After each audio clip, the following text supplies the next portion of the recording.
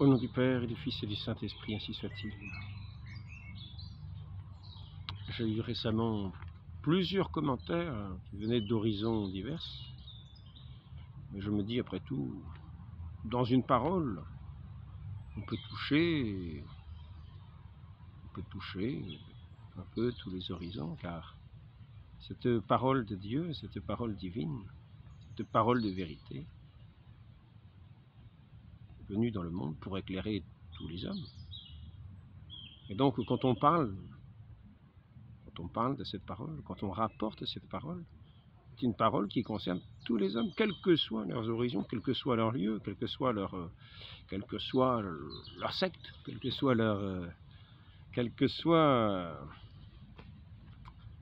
leur croyance. Parce qu'il y a bien des chemins à rectifier pour tout le monde. Sachant que cette foi véritable pleine nous a été donnée pleinement dans notre Seigneur Jésus le Christ, qui est la parole, qui est le Verbe de Dieu. Verbe de Dieu, la parole. Venu en ce monde pour éclairer tous les hommes.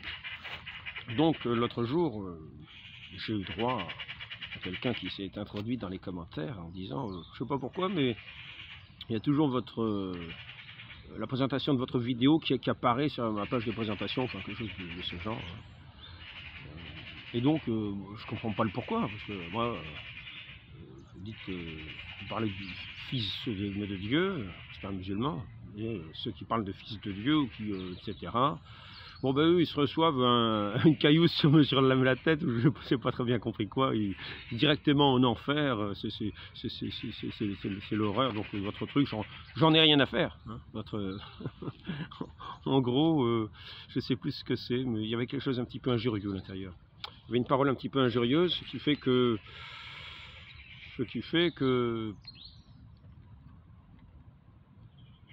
j'ai pu lui répondre dans son commentaire que l'intention qui était ainsi montrée, et cet esprit de charité qui était montré, montrait le maître qui lui donnait cet esprit.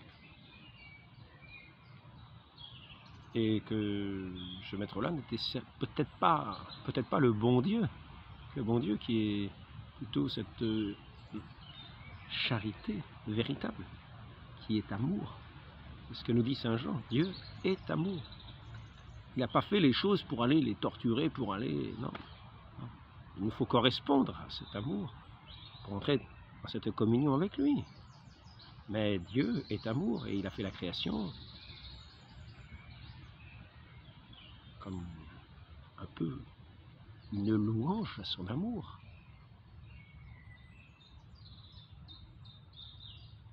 Et donc, lorsqu'il parle de Fils de Dieu, eh bien, cela m'a fait penser à un verset du Coran que j'avais lu il y a déjà plusieurs années, et je pu le retrouver. Donc, je lui ai cité ce verset du Coran, et en rapportant que ceux qui sont coupables d'association doivent être châtiés très sévèrement. Il faut savoir que le mot association, dans l'islam, désigne associer quelque chose à Dieu. On peut penser dans l'adoration, effectivement.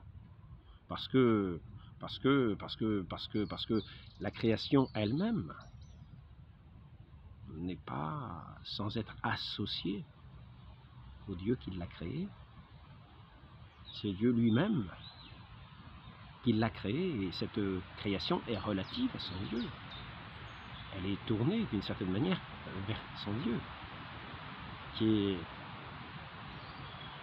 si l'homme ici-bas, dans un moyen intermédiaire, est le sommet, si l'homme est le sommet de la création, c'est-à-dire des œuvres de Dieu, le sommet, le centre de toutes ces œuvres de Dieu, qui récapitule en lui, d'une certaine manière, à la fois tout ce qu'il y a de minéral, d'animal, de végétal, on parle de système végétatif, on parle toute une récapitulation de tout ce qui tient de la création de Dieu dans l'homme, mais qui est en même temps porté, qui est en même temps son sommet, en ce sens que cet homme est, par son caractère propre, le caractère que Dieu lui a donné, à l'image de Dieu, capable de le connaître et de l'aimer. Et c'est là, on peut dire, la fleur est le parfum de toute la création. Comme une fleur avec sa tige ou sa graine qui est en terre, qui pousse en tige, puis ensuite qui commence à bourgeonner, et puis on voit les pétales, et puis après ça nous sentons ce parfum, et ce doux parfum qui est comme la vie spirituelle. Et quelquefois il y a aussi après les fleurs, les fruits qui sont toutes les bonnes œuvres. Mais toutes ces bonnes œuvres de charité. Et nous voyons que dans cette œuvre de la création, on peut dire qu'il y a le domaine végétatif, enfin végétal, minéral, donc les arbres, les pierres, et l'homme comme au sommet, le centre et le sommet de cette création, ainsi que l'Église nous le dit dans plusieurs enseignements. Mais le sommet de tout, le sommet absolu, c'est Dieu lui-même.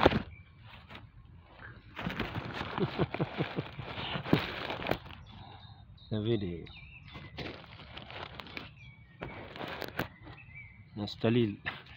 j'ai installé la tablette à côté du vélo, donc il y a une chute, on a pu voir la selle. Donc nous voyons que d'une certaine manière, la création n'est pas être tout à fait sans être associée à son Dieu qui agit en elle, dans sa providence, qui agit mystérieusement, comme discrètement, mais en toutes choses, à chaque instant, qui soutient sa création à chaque instant. S'il cessait de penser à sa création, la création disparaîtrait aussitôt pour retourner dans le néant. Et donc, je voudrais dire ce qu'il en est au sujet de cette association qui est condamnée par le Coran. Voici ce qu'il est dit dans ce verset aux gens du livre, c'est-à-dire les chrétiens. N'exagérez pas dans votre religion et ne dites pas d'Allah, et ne dites d'Allah que la vérité. Le Messie Jésus, fils de Marie, n'est qu'un messager d'Allah. Alors, je tiens simplement à dire, je ne veux pas paraître avoir un esprit de contradiction comme ça dès le début. Il ne s'agit pas de vouloir faire le malin, mais c'est vrai que dans cette phrase, il semble qu'il y ait une contradiction très importante. Car le mot Messie, quand on dit Jésus, le Messie, c'est pas simplement un prophète qui a reçu une onction ou un roi qui a reçu une onction, c'est le Messie. C'est celui qui est loin de Dieu, qui particulièrement, par excellence, a reçu l'Esprit de Dieu. Et c'est ce que nous voyons au baptême. Il est le Messie sur lequel l'Esprit Saint descend. Et nous avons cette parole du Père créateur de toutes choses, qui dit « Celui-ci est mon Fils bien-aimé, en qui j'ai mis tout mon amour ». Cet esprit d'amour descend sur le Christ et vient se reposer sur lui. Il est le Messie qui a cet esprit de Dieu. Et par conséquent, nous pourrons dire que quand nous disons Jésus, le Messie, n'est qu'un messager, il y a y a là dans cette formule une difficulté. Car s'il est le Messie, il n'est pas qu'un messager. S'il est loin, loin, comme par exemple quand la Vierge Marie apparaît à Lourdes, elle dit « Je suis l'Immaculée Conception ». Ça veut dire qu'il n'y a qu'une Immaculée Conception. Elle est l'Immaculée Conception. Ça veut dire que tous ceux qui sont conçus pour venir au monde, en venant à ce monde, dans leur conception, sont maculés par cette tâche originelle. Et lorsque la Vierge Marie apparaît, et qu'elle dit « Je suis l'Immaculée Conception », dans sa conception sans tâche, elle est l'unique à être ainsi l'Immaculée Conception. Sinon, elle aurait dit « Je suis une Immaculée Conception parmi d'autres ». L'Immaculée et eux. C'est ainsi qu'on l'écrit, mais elle a parlé, on met eux parce qu'elle est une femme. La très sainte Vierge Marie est une femme, donc féminin, mais et eux. Ceci dit, quand elle parle oralement, on ne voit pas le eux.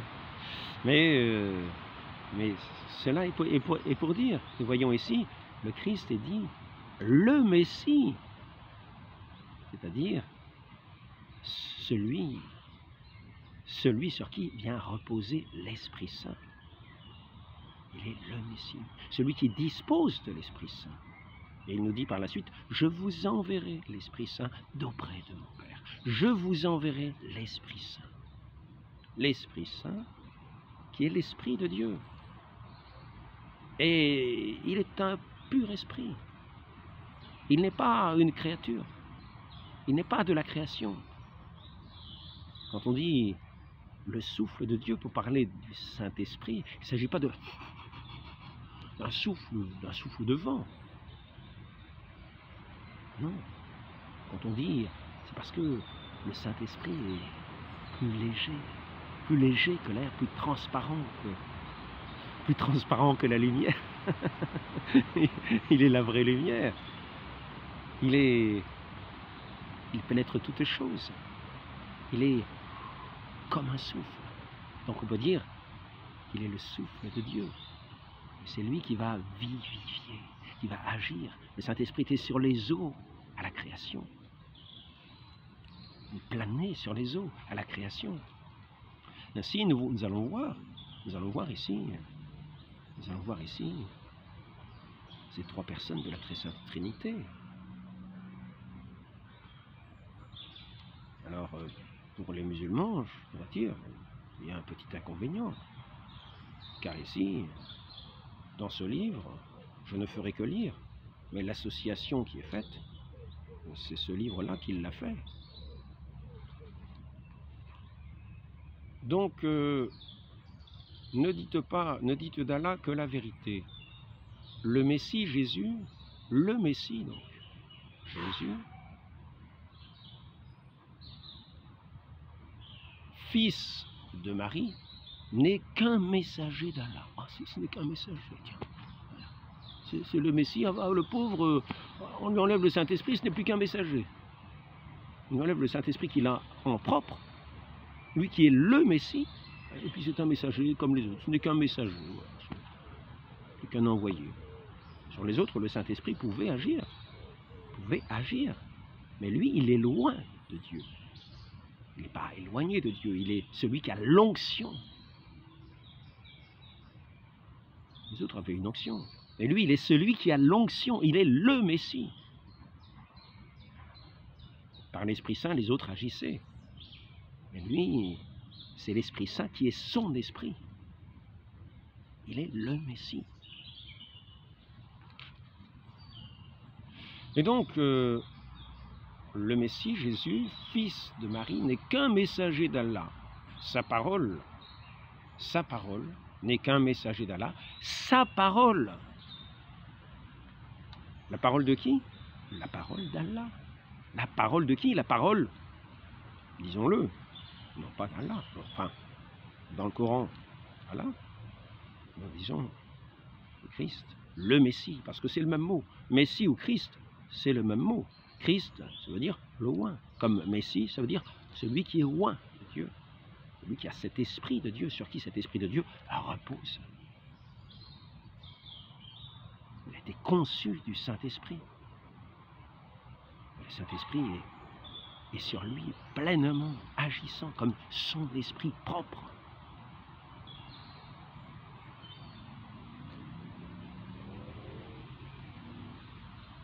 Et il peut en disposer. Je vous enverrai le Saint-Esprit auprès de mon Père. C'est ainsi que nous allons bientôt arriver à la Pentecôte. C'est ce qu'il va dire à ses apôtres. Allez au Cénacle et attendez cette venue du divin Paraclet, du défenseur de cet esprit qui sera toute votre force pour annoncer l'Évangile, pour défendre la foi, pour défendre l'honneur de Dieu, pour répandre cette bonne nouvelle, cet Évangile de ce salut que je vous apporte par le don de ma vie que je vous ai fait, que j'ai fait à l'humanité. Moi qui suis loin de Dieu et qui viens répandre mon esprit sur tous ceux qui auront foi en moi.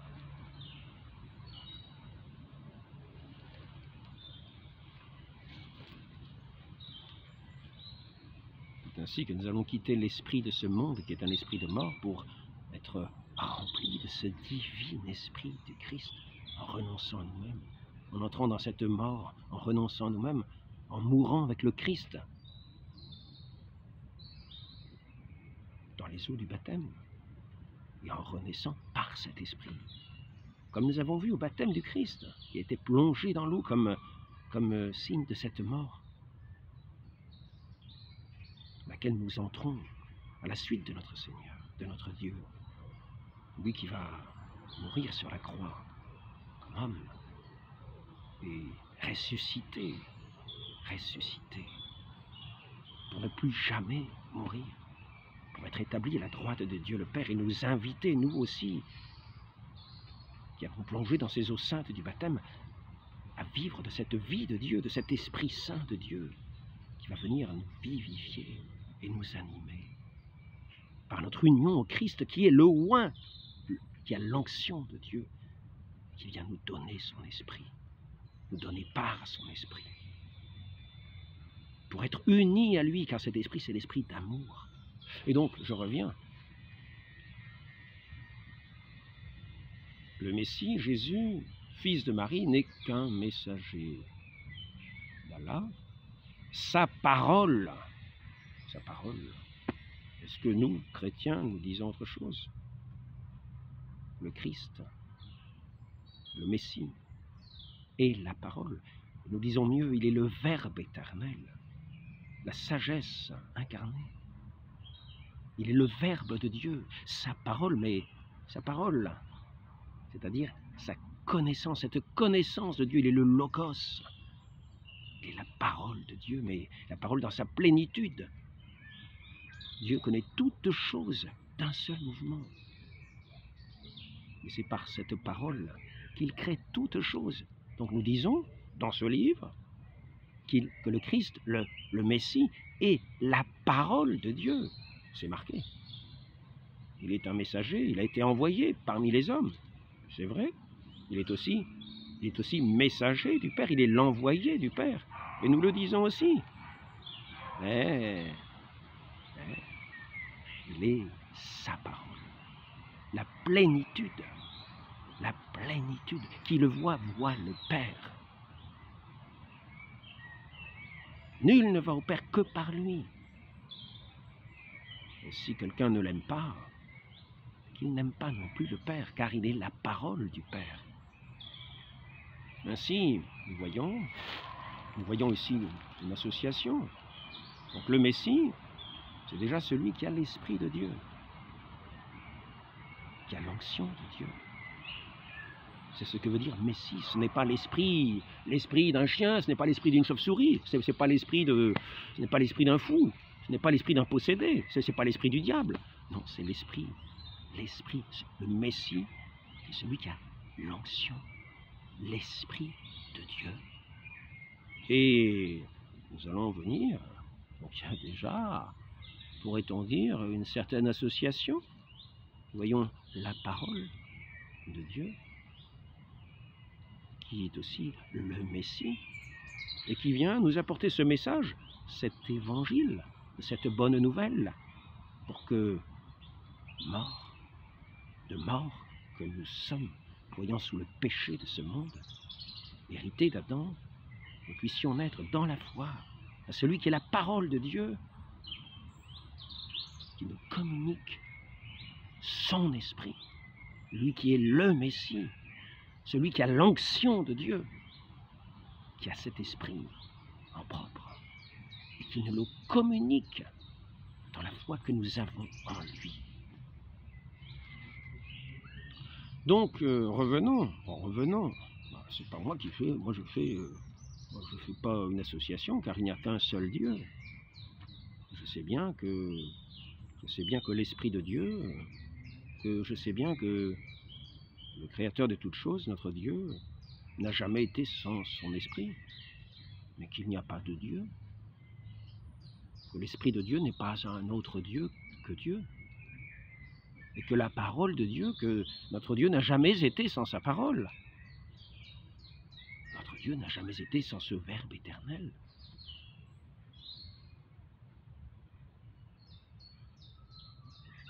Par lequel, d'un seul acte, Dieu connaît toutes choses. Cette connaissance, c'est le Fils, la parole, le Verbe éternel, dans la plénitude de la connaissance. Ainsi, il voit toutes choses, il connaît toutes choses. Et cette connaissance du Père est identique au Père. C'est la connaissance parfaite du Père qu'il a de lui-même. Donc, revenons-y. Alors, la parole qu'il envoya à Marie, la parole, le Verbe, donc c'est Dieu qui envoie sa parole, le Verbe éternel, parce que la parole de Dieu est éternelle. Comme je viens de le dire, il n'a jamais été sans sa parole. Même quand il envoie sa parole, là, il ne faut pas croire que Dieu le Père est dépouillé de sa parole. Non, il reste un. Il reste un. Ce n'est pas un autre Dieu. Consubstantiel. Ce Verbe éternel est consubstantiel au Père. De même substance divine. Il n'y a qu'une substance divine. Il n'y a qu'un seul Dieu. Son esprit n'est pas d'une autre substance divine que le Père, que celle du Père, qui est Dieu. Il n'y a qu'un seul Dieu. Ainsi donc, utilisons le terme du Coran, parce que je me contenterai de lire. Hein, je ne suis pas devenu musulman. Donc, le Messie, Jésus, il est bien précisé que c'est Jésus, le Messie. Il est bien précisé, ce n'est pas Mahomet. Mahomet, les musulmans le tiennent pour un messager. Mais il n'est pas le Messie. Donc, Mahomet n'est qu'un messager. Alors que le Messie est celui qui a l'onction en propre. Et qui va répandre son Esprit Saint, son esprit de vie, pour donner vie à nos âmes, à nos cœurs, pour nous faire entrer dans cette union à Dieu, parce que cet esprit, c'est l'Esprit de Dieu qu'il va nous communiquer, comme lui-même là, le Messie, le Christ, celui qui a l'onction. Donc ici, nous pourrions dire qu'il y a une certaine association entre ceux que l'Église de Coran appelle Allah, et que nous pourrions, nous, plutôt mettre dans un terme chrétien, l'appeler plutôt celui qui correspond à ce qui est dit par rapport au Père, qui envoie le Verbe, sa parole. Et il est rajouté encore, venant de lui, alors, sa parole qu'il envoya à Marie, ce Verbe éternel, est un souffle de vie. Un souffle de vie. Un souffle de vie, ce n'est pas n'importe quel souffle de vie. Un souffle de vie venant de lui. Venant de qui? Venant de Dieu. Un souffle de vie venant de Dieu, qui est appelé Allah dans ce livre. Donc nous voyons que deux sont envoyés. par celui qui est nommé ici Allah, que nous appelons Dieu le Père, la parole du Père, qui, par l'opération de ce Saint-Esprit, ce souffle de vie dont il est question ici, ce souffle de vie qui est l'Esprit de Dieu, car ce n'est pas du vent, ce n'est pas du vent. Il s'agit bien de ce que je vous disais tout à l'heure, quand nous parlons que le Saint-Esprit est souvent comparé à un souffle, ce n'est pas du vent, c'est cet Esprit de Dieu, cet Esprit Saint.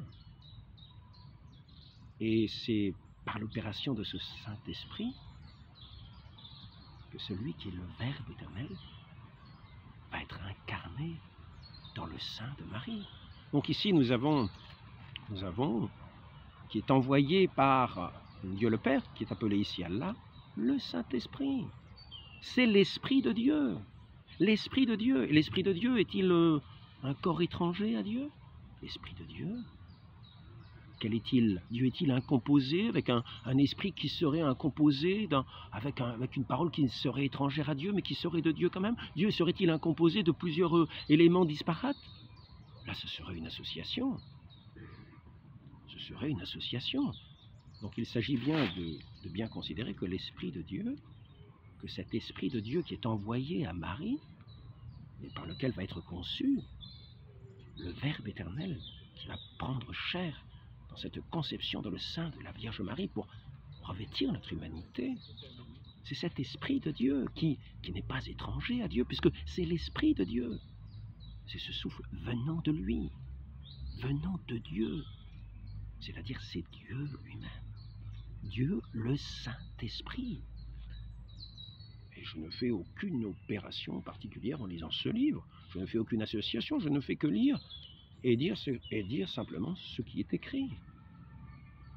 Car si on va me dire que le souffle, c'est un souffle de vent, que ce souffle de vie, que ce n'est pas Dieu qui est à l'origine de la vie, si, c'est bien Dieu qui est à l'origine de la vie, qui donne vie à toutes choses. Et cet esprit est l'esprit de vie.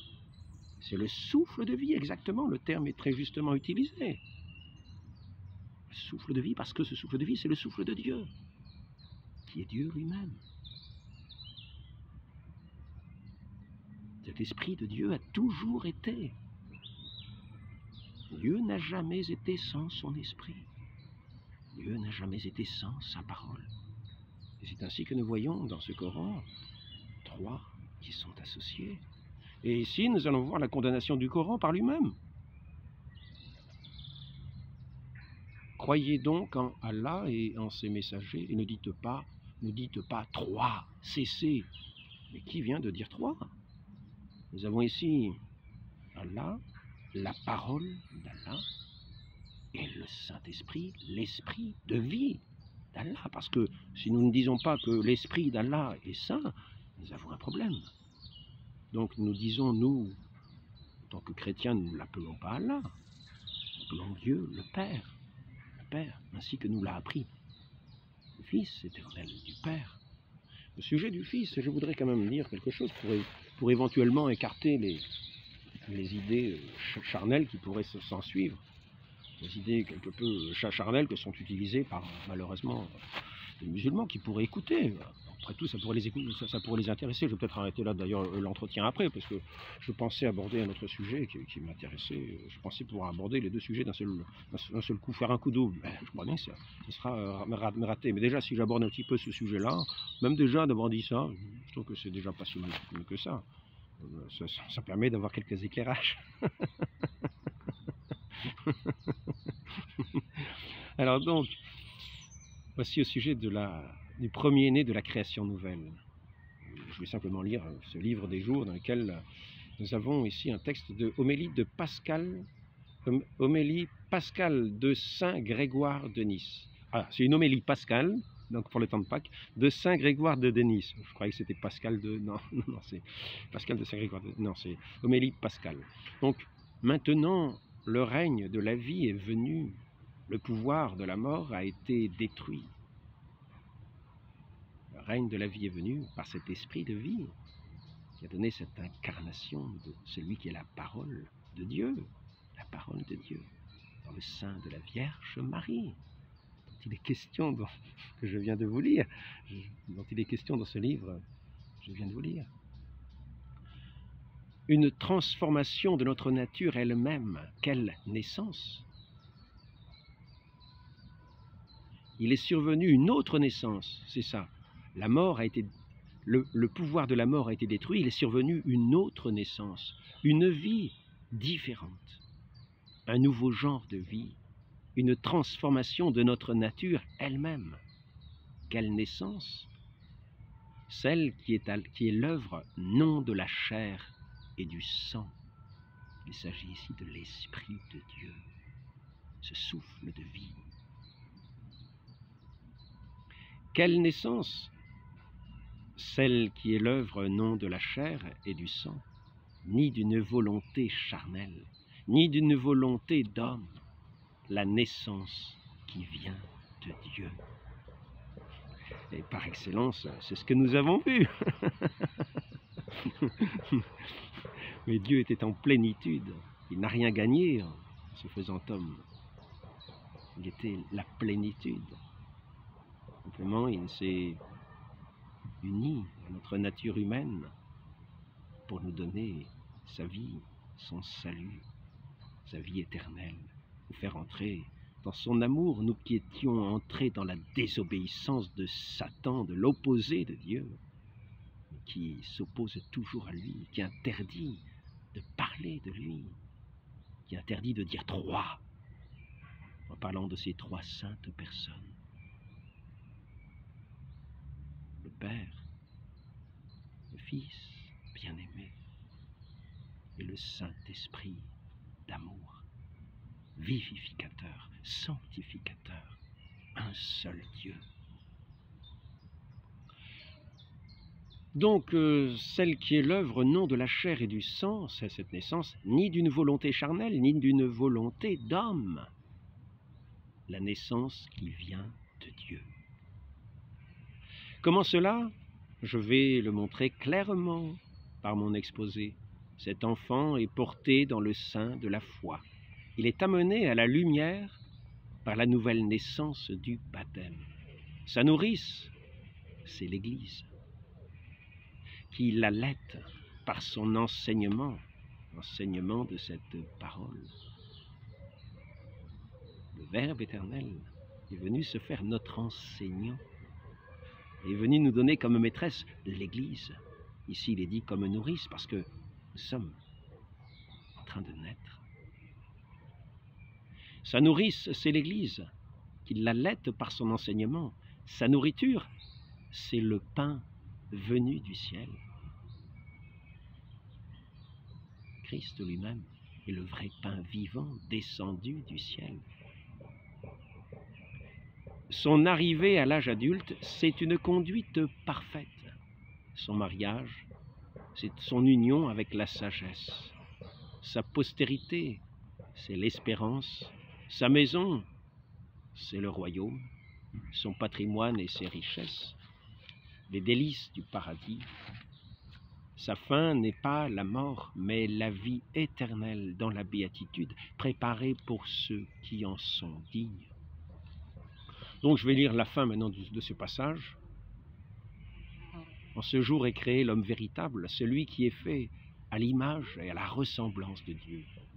Ce jour que le Seigneur a fait, tu vois de quel monde il est le principe. Le prophète dit que ce n'est pas un jour comme les autres jours, ni une nuit comme les autres nuits.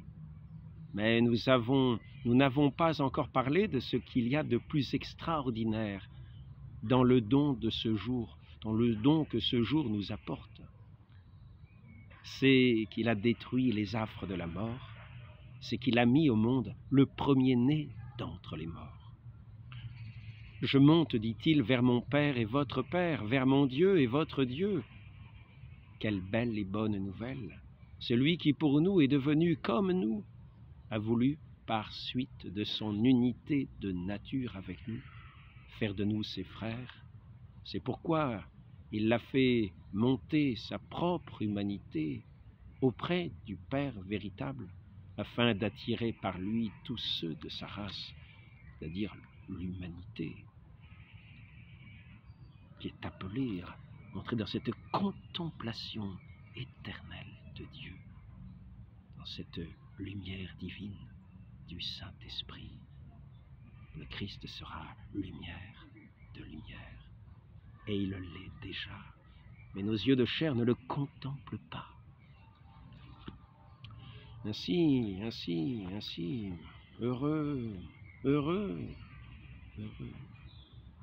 ceux qui sauront dire trois. Heureux ceux qui sauront dire trois, parce que ils entreront dans ce mystère du Dieu vivant et éternel, de ce Dieu unique. Trois personnes qui ne sont pas trois dieux. Et nous voyons ici, lors de l'incarnation, le Père, créateur de toutes choses, on voit sa parole sainte, sa parole éternelle, son Verbe, dans le sein de la Vierge, où va être conçu celui qui est Jésus, le Messie, conçu par l'opération de ce souffle de vie envoyé de Dieu, le Saint-Esprit de Dieu.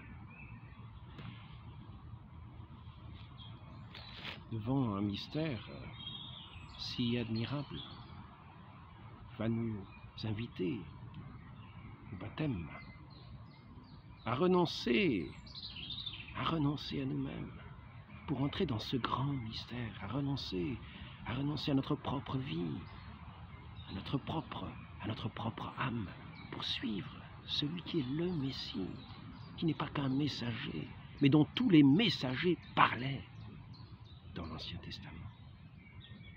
On parlait sous des formes diverses, sous des figures diverses, et parlait même de cette Église sainte qui est cette arche nouvelle, où vient dans une communion toute cette humanité renouvelée, renée, elle qui ployait sous ce joug du péché, elle qui était noyée dans ces eaux du déluge du péché qui inonde le monde. Et notre Dieu est venu dans ce monde. Et nous pouvons voir que même si par le monde, l'œuvre de Satan, mensonger, tend à déformer tout ce qui tient de Dieu, dans ce Coran, il nous apparaît encore quelques paroles de vérité pour parler de ce mystère si grand, de cette incarnation de notre Dieu qui s'est fait homme parmi nous, pour venir nous faire naître à cette vie de la grâce, nous réconcilier avec celui qui est véritablement notre Père, et pour nous inviter à demeurer, à devenir ses enfants, non pas à œuvre de chair et de sang, est-il dit, mais par cette foi dans ce Verbe éternel fait homme, le Messie, le Christ Jésus. Très sainte Vierge Marie, donnez-nous de savoir renoncer à toutes nos erreurs, à tous nos péchés, de renoncer à nous-mêmes, pour entrer dans ce mystère de la foi, de cette vie, cette lumière divine, qui est toute notre joie, tout notre bonheur en notre Dieu, qui est l'amour véritable. Il nous unit tous d'un seul cœur pour être dans cette unanimité, c'est-à-dire un seul cœur et une seule âme, qui est ce corps du Christ, cette Église sainte, cette arche qui le mène jusqu'au ciel, cette Jérusalem céleste. Ainsi soit-il, au nom du Père et du Fils et du Saint-Esprit, ainsi soit-il.